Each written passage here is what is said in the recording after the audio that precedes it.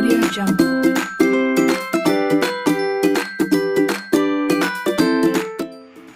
Assalamualaikum warahmatullahi wabarakatuh. Halo semuanya, apa kabar nih kalian? Semoga kalian selalu dalam keadaan sehat ya, dan masih tetap semangat untuk belajar. Jadi walaupun kita masih pembelajaran jarak jauh nih, gak boleh mengurangi semangat belajar kita ya, harus terus semangat. Oke ya? Oke deh, minggu lalu kita sudah belajar mengenai konsep dasar sosiologi kan, mengenai sejarah, pengertian, ciri, dan hakikat sosiologi. Nah hari ini kita akan melanjutkan materi mengenai konsep dasar sosiologi, tetapi mengenai objek sosiologi, unsur fenomena sosial di masyarakat. Kemudian kita akan belajar mengenai ruang lingkup sosiologi dan juga mengenai kegunaan sosiologi. Nah langsung aja ya, hari ini kita bahas satu persatu. Oke, kita mulai dari objek sosiologi. Nah jadi siapa sih sebenarnya objek kajian sosiologi itu? Pastinya adalah masyarakat, karena sosiologi ini kan mengkaji ilmu-ilmu sosial di masyarakat, mengkaji mengenai kehidupan bermasyarakat, gejala-gejala sosial yang ada di masyarakat dikaji, otomatis objek kajian sosialnya adalah masyarakat. Jadi jangan bingung ya. Nah yang kedua kita akan membahas mengenai unsur fenomena sosial di masyarakat.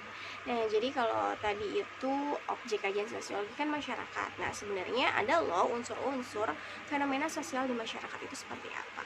Gitu. Jadi yang pertama, masyarakat itu adalah manusia yang hidup bersama, ya. Jadi bukan individu, tapi adalah manusia, masing-masing individu yang hidup bersama di suatu daerah, gitu. Yang kedua adalah individu bersama dalam waktu yang lama. Nah, karena dia bersama dalam waktu yang lama nih individunya, maka akan terjadi komunikasi satu sama lain, dan kemudian biasanya ada peraturan-peraturan yang mengatur hubungan antar manusia dalam satu kelompok. Kayak misalkan di suatu RT, masyarakat di RTA ini ada aturan-aturannya nih, aturannya apa? Masyarakat RTA harus kalau ada tamu lapor 1 kali 24 jam dan berbagai macam gitu. Jadi ada aturan yang mengatur hubungan antar manusianya. Yang ketiga, setiap individu adalah satu kesatuan. Nah, hal ini berarti ada kesadaran dari setiap individu yang berpengaruh terhadap masyarakat. Kemudian, yang keempat, masyarakat merupakan satu sistem yang hidup bersama. Ya tadi ya, masyarakat itu merupakan satu sistem yang hidup bersama di suatu wilayah, satu daerah gitu, karena dia satu kesatuan. Yang kelima adalah kajiannya lebih terfokus pada masalah kemasyarakatan karena adanya krisis sosial. Nah, itu tadi adalah unsur-unsur fenomena di masyarakat. Sekarang kita akan lanjut mengenai ruang lingkup sosiologi. Apa aja sih ruang lingkup sosiologi? Nah, yuk kita lihat. Jadi, ruang lingkup sosiologi ini ada 3 ya. Yang pertama adalah ekonomi serta kegiatan usahanya. Kegiatan usahanya itu berupa produksi, distribusi, konsumsi, dan sumber-sumber kekayaan alam lainnya gitu. Kenapa sih Bu kok ekonomi masuk ke dalam ruang lingkup sosiologi? Kan beda bidang gitu. Nah, contohnya misalkan kegiatan ekonomi berupa produksi, perusahaan konveksi misalnya ya. Pasti di perusahaan konveksi itu ada yang bagian motong kain ya kan, ada yang bagian menjahitnya, ada yang bagian packingnya, bener nggak? Nah, mereka saling komunikasi nggak nih kira-kira satu sama lain? Saling komunikasi kan? Nah itu karena jadi walaupun kegiatan ekonomi, tapi kegiatan ekonomi itu berhubungan dengan masyarakat. Masyarakat pasti satu dengan yang lain saling berkomunikasi gitu. Kayak contohnya kegiatan distribusi pun juga sama gitu. Ketika menyalurkan barang, apakah nggak ada komunikasi antara satu dengan yang lain, antara masyarakat yang individu yang satu dengan individu yang lain? Pasti ada komunikasi dong ya kan, pasti ada hubungannya, pasti ada hubungan sosial antar mereka. Nah itulah kenapa kegiatan ekonomi masuk ke dalam ruang lingkup sosiologi gitu, karena di dalam kegiatan ekonomi itu ada masyarakat di dalamnya, dan mereka pasti saling berkomunikasi sama lain gitu. Pasti nanti ada masalah-masalah gitu, dan itu menyangkut masalah sosial, jadi masuk ke dalam ruang lingkup sosiologi gitu. Nah yang kedua adalah masalah manajemen. Nah masalah manajemen ini pihak-pihak yang berkaitan membuat kajian yang dialami sama warganya gitu. Jadi contohnya misalkan kita namanya juga manajemen ya, memanage gitu, mengelola sesuatu gitu. Jadi kalau ada masalah tentang manajemen itu dikelola gitu kan. Gimana caranya sih mengelolanya gitu. Nah, itu jadi masuk ke dalam ruang lingkup sosiologi. Contohnya aja deh nih, gampangnya adalah masalah manajemen yang ada di perusahaan-perusahaan, ya kan. Nah, setiap perusahaan pasti punya masalah tuh manajemen gitu kan. Manajemennya nggak bagus nih, SOP-nya, standar operasional prosedurnya kurang bagus nih, ya kan. Oh, ini kayaknya karyawan kita ada yang bermasalah nih, ya karena itu masalah manajemen gitu. Itu masuk ke dalam ruang lingkup sosiologi. Gimana nih cara memecahkannya, itu masuk masalah sosial gitu. Nah, yang ketiga adalah persoalan sejarah yang berhubungan dengan catatan kronologis. Contohnya usaha kegiatan manusia beserta prestasinya yang tercatat gitu. Itu ruang lingkup sosiologi. Nah, selanjutnya kita akan melihat ke dalam kegunaan sosiologi. Nah, jadi kegunaan sosiologi ini apa aja sih? Kegunaan sosiologi itu ada 4. Sosiologi itu berguna untuk perencanaan sosial, untuk penelitian, untuk pembangunan, dan juga untuk pemecahan masalah, ya. Jadi ada 4 kegunaan sosiologi. Kita akan bahas satu persatu. Nah, yang pertama adalah perencanaan sosial. Nah, jadi perencanaan sosial ini sebenarnya ada beberapa fungsi. Yang pertama adalah sebagai alat untuk mengetahui perubahan yang terjadi di masyarakat. Jadi ketika melakukan perencanaan sosial, harusnya kita tahu gitu, nanti ada perubahan apa aja nih yang ada di masyarakat gitu. Misalnya, oh kayaknya kita butuh ini deh, mencanangkan keluarga berencana deh, soalnya bakalan ini nih, angka kelahiran ini terus meningkat, pertambahan penduduk ini terus bertambah nih, bakal jadi masalah nih nanti nih, menimbulkan masalah-masalah baru, sedangkan lagi krisis ekonomi juga gitu misalnya. Nah, yang kedua, perencanaan sosial ini membuat sosiologi memahami hubungan antar manusia dengan alam, manusia dengan kelompoknya, pengaruh penemuan baru manusia, dan kebudayaan. Nah, yang ketiga adalah dapat digunakan untuk mengantisipasi berbagai masalah.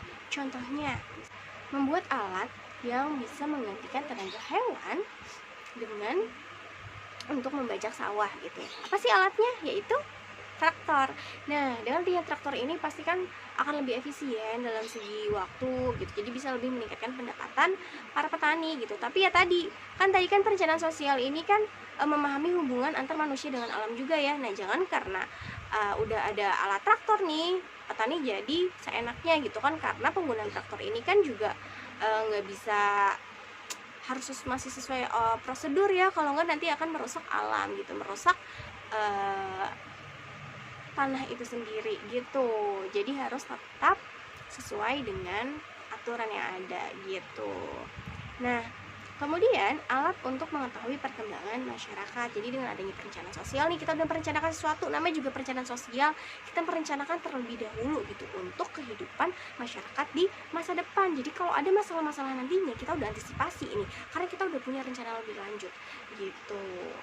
Nah, kemudian sosiologi memahami perkembangan masyarakat gitu. Jadi dengan perencanaan sosial ini kita tahu nih, masyarakat ini sebenarnya gimana nih perkembangannya gitu.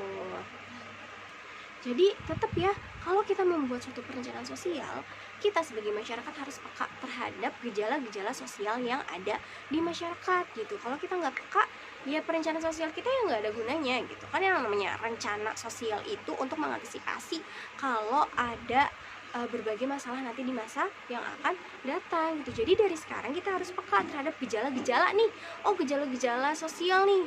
Gejala sosial ini kira-kira akan jadi masalah sosial nggak nih nantinya? Jangan sampai baru gejala nanti akan jadi masalah gitu. Jadi sebelum jadi masalah, maka kita udah merencanakan nih sesuatu biar nggak jadi masalah ke depannya. Kayak contohnya tadi, keluarga berencana. Ada misalnya gejala sosial, kayaknya nanti di masa depan ekonomi lagi meningkat banget deh. Ekonomi lagi turun banget nih karena lagi corona gitu. Dan sekarang angka kelahiran itu sangat meningkat gitu. Nah, ini nanti akan jadi masalah baru nih, kayaknya bakal jadi masalah baru nih nantinya. Kayaknya pemerintah harus benar-benar menggalakkan yang namanya program keluarga berencana deh gitu. Nah, jadi dari situlah kita mulai merencanakan yang namanya program keluarga berencana agar nggak terjadi tuh masalah sosial yang nantinya udah kita perkirakan gitu. Nah, yang kedua adalah penelitian. Nah, yang namanya penelitian, apa sih tujuan adanya penelitian sosial? Coba. Tujuannya adalah untuk mempertimbangkan berbagai gejala sosial yang muncul. gitu. Jadi kita teliti, sosiologi itu juga meneliti ya, untuk mempertimbangkan berbagai gejala sosial yang muncul untuk memahami pola tingkah laku manusia di masyarakat. Kemudian untuk bersikap hati-hati dan selalu berpikir rasional. Nah, selain itu untuk dapat melihat perubahan tingkah laku di masyarakat.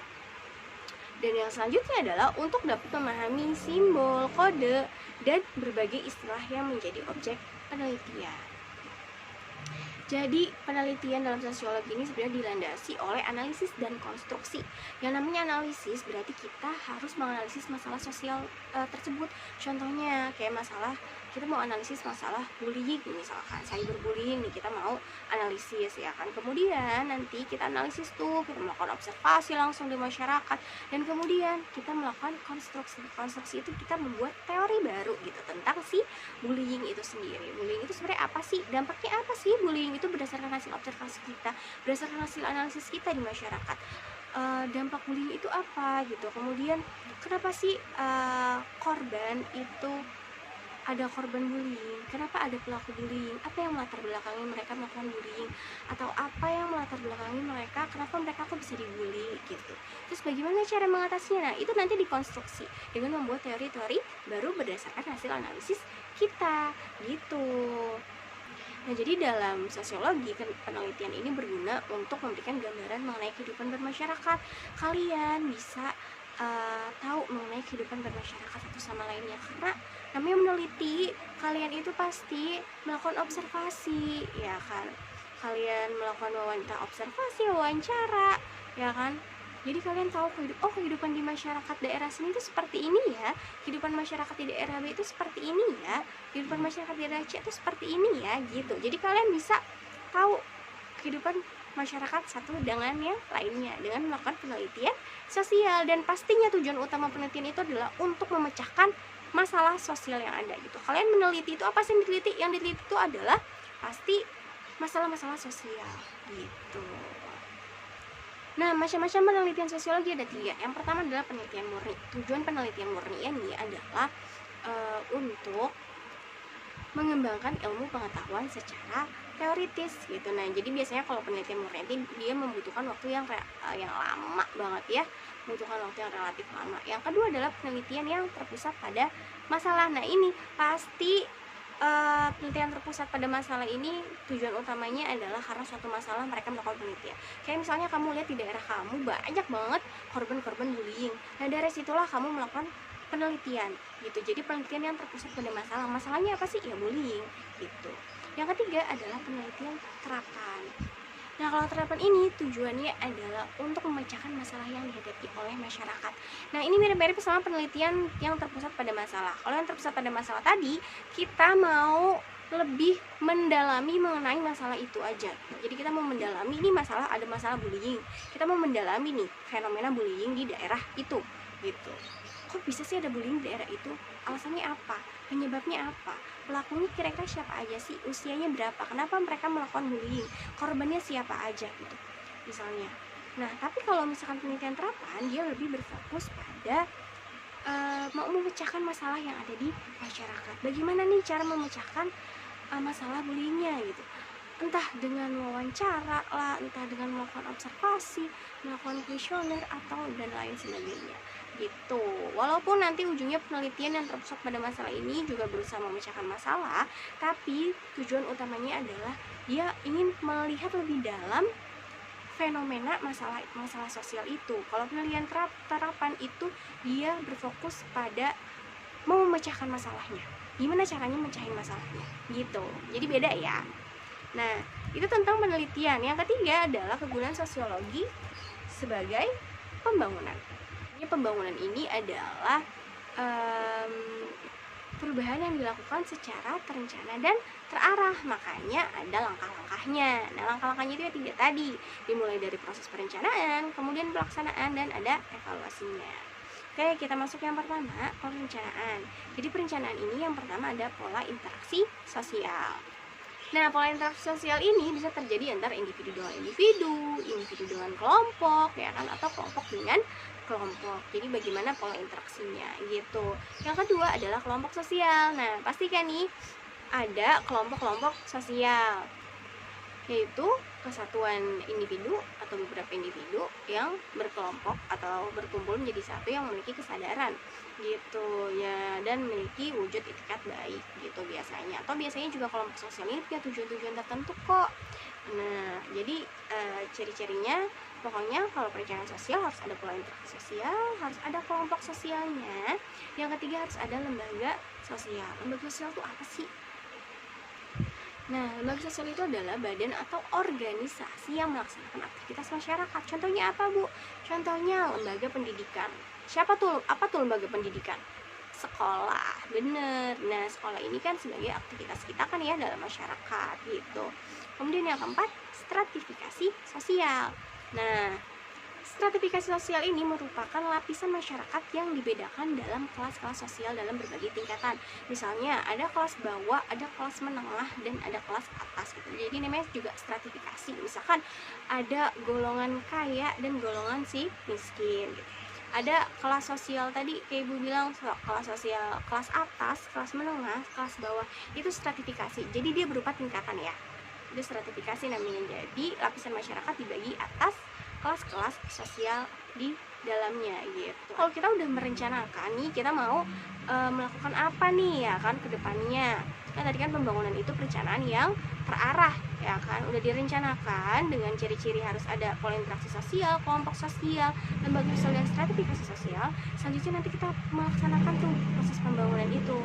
Nah, udah dilaksanakan, pasti nanti akan ada hasil evaluasinya seperti apa gitu. Nah, yang selanjutnya adalah yang terakhir, yang keempat adalah sosiologi sebagai pemecahan masalah. Nah, pemecahan masalah itu ada 3 metode: metode antisipatif, metode represif, dan metode restitutif. Nah, kalau metode antisipatif, namanya juga antisipatif, berarti dia mencegah, mempersiapkan sesuatu masalah yang mungkin terjadi. Ya, jadi dia antisipasi gitu.